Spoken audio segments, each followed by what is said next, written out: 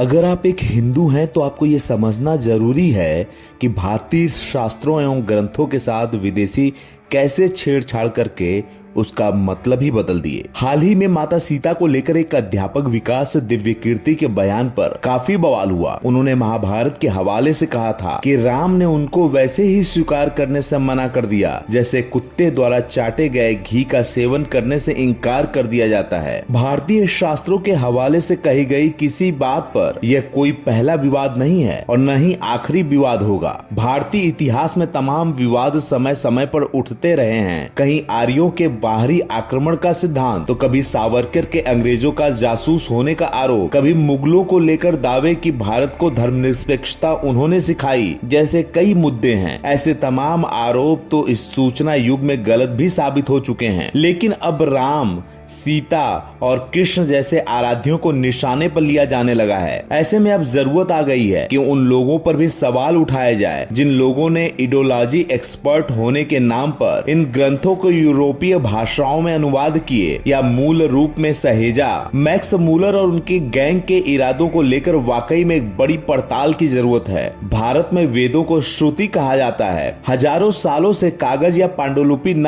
होने के जमाने से ही उन्हें कंठस्थ करने की परंपरा रही है।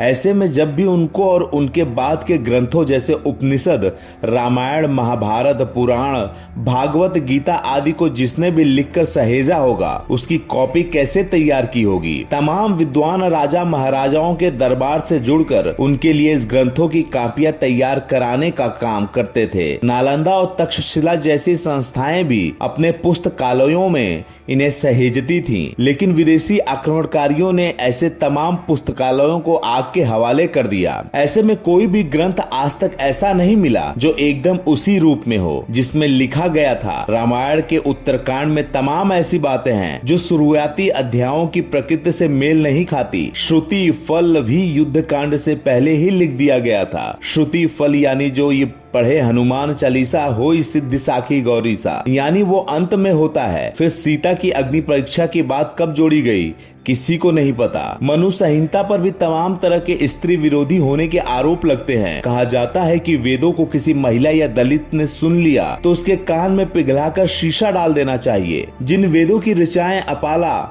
घोषा, रुद्रा जैसी महिला ऋषियों ने लिखी हो उनको सुनने से ही महिलाओं को वंचित रखना। जिन वेदों को वेदव्यास जैसे दलित माँ के बेटे ने संकलित किया हो उनको दलितों को भी सुनने से वंचित करना कहीं से तर्कपूर्ण नहीं लगता। यह सब एक साजिश लगती है। मूल ग्रंथों के प्रमाणन के अभाव में इसको साबित करना तो मुश्किल है। तो ऐसी किसी भी सुनी सुनाई बातों पर विश्वास करने से पहले अपने दिमाग की कसौटी पर उस बात को जरूर कसें ताकि जो स्थिति है वो स्पष्ट हो सके।